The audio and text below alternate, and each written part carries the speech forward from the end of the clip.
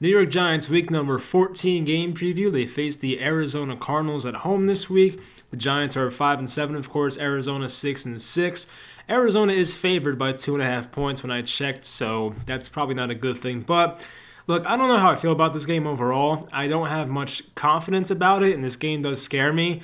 But I think the Giants are a good matchup for these guys. They do match up well. So based on that, I'm giving the Giants a 1-point victory, 21-20.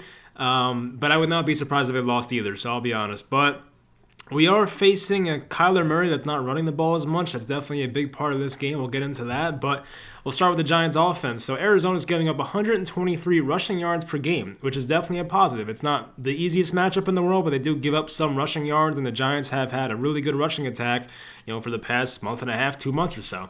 They allowed 24.7 points per game on defense, around league average. It's not, the easiest defense. It's not the Seattle Seahawks of last week, but the Giants do get Daniel Jones back, so that's definitely a positive, and they should be able to do more on offense than they did last week, of course. Arizona's cornerbacks have struggled. They do have Byron Murphy as well. I didn't include him, but Patrick Peterson's kind of up there in age now. He's not been that good. Drake Kirkpatrick, same thing, up there in age. Arizona's safeties, though, they have been impressive. Chris Banjo and Budda Baker, they are good players, so those are guys to watch out for in their secondary. They do have Isaiah Simmons. They have Marcus Golden, so I don't think Simmons plays all that much. They kind of use him in coverage a lot. That's about it, but he's not like an every down linebacker, which is weird, but we'll see how they use him. Marcus Golden, I mentioned. Their pass rush has not been that good. I mean, Chandler Jones is out for the year. He's been out for a while now.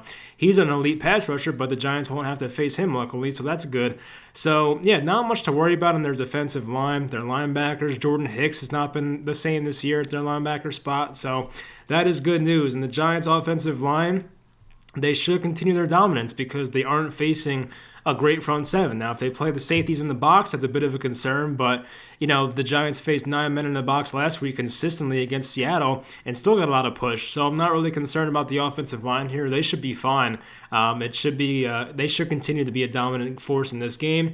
And for the receivers, Evan Engram should have a pretty nice game, hopefully. Maybe they put Isaiah Simmons on him exclusively. We'll see. Darius Slayton maybe finally has a nice game. He is, playing banged up apparently, so we'll see how he does. Sterling Shepard should play well. Golden Tate should be fine in this game as well. So we'll see, but the offense should be able to put up points in this one. I expect them to put up over 20. I have 21, but I think this is a game where they should score, 21 to 28 points offensively. I feel like it's a pretty good number for them, but we'll see. We'll see how healthy Daniel Jones looks.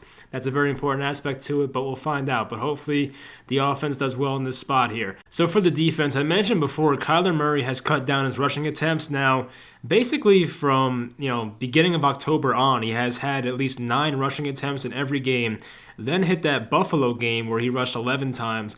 Then the past 3 weeks, it's been 5 rush attempts, 5 rush attempts, and another 5 rush attempts. So he went from rushing for 74 yards, 67 yards, 106 yards, 61, to the past 3 games being 15, 31, 15, and I'm pretty sure he got hurt in that game at Seattle, the Thursday night game. So ever since then, he has not ran the ball as much, and the Cardinals, the first, I would say 60% of the year before he got hurt, were calling a lot of Kyler Murray designed running plays, and it was working out very well to their advantage. Not to say the Giants should not account for him running, because if he feels good, he'll probably start running again, but there has been a noticeable difference in how the Cardinals are using him offensively, and he doesn't look healthy because Kyler Murray does have a shoulder injury, so we'll see how that goes. It should benefit the Giants for sure, as long as he's still hampered by that. DeAndre Hopkins against James Bradbury, some of the best guys at their position this year. I know Hopkins has been doing it for a long time. Bradbury is playing at an elite level this year, so that's definitely great for us. And, Hopkins will probably have a decent game, 80 yards, maybe scores a touchdown, but I don't fear that Hopkins is going to have 150 yards and just go crazy against us, because I expect Bradbury to be there most times and play pretty well against them. So we'll see.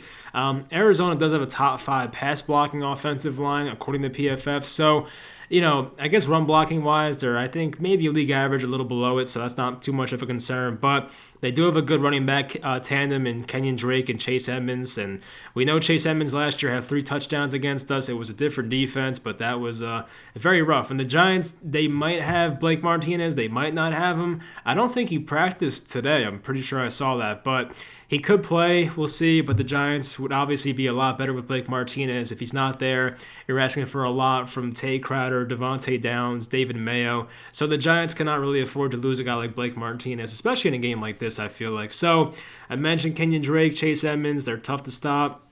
My concern personally is Christian Kirk, one of the wide receivers, I think a former second-round pick against Isaac Yiadom. I know Yiadom's been playing a lot better lately, but he's still beatable, as we know. And Christian Kirk, talent-wise, I feel like is a better player than Isaac Yiadom. And Christian Kirk has big playability. He can break off a 60, 70-yard catch at any point. So that's one guy to watch out for that can definitely just kind of screw everything up for the defense. So I think this game all depends on Kyler Murray and his health. If this was the fully healthy version of Kyler Murray that we saw a month ago and before, I'd probably say the Giants lose this game, but based on how he's been playing lately, they're kind of forcing him to be a pocket passer now.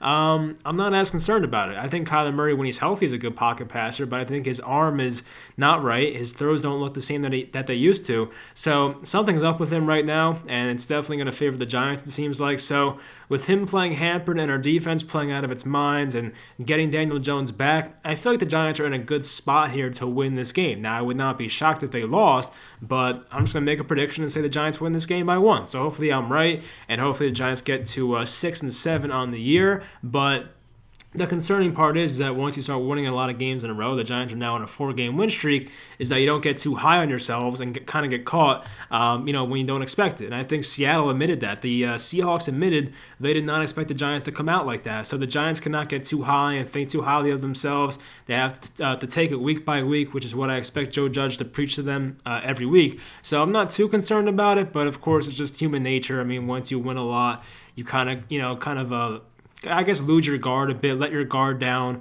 and sometimes can slip up in a spot when you probably should win. So hopefully that's not what happens here. I think we're coached well enough to not have that happen, but it is something to keep in the back of your mind. But I expect them to win. Hopefully it happens. Getting to 6-7 would be nice.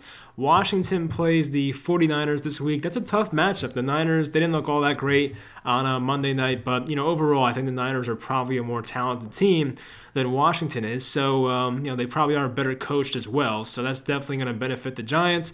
I guess Washington could win that game. It would not surprise me. I did pick them on my spread pick show, so I do have some faith that Washington can keep it close, but the Giants are probably have the easier matchup this week. I think right now the Niners might be in a better spot than the Cardinals, and it's debatable. But both teams have a pretty, they're not pushovers, the Cardinals and the Niners. I'll put it that way. So hopefully for our sake we get the win. Washington loses, but we'll find out. I would not be surprised if Washington won and the Giants won, or both teams lost. We'll see what happens. It should be a fun week and should be entertaining football for sure. But leave in the comments your score prediction. Hopefully you guys enjoyed this video, and I'll talk to you next time.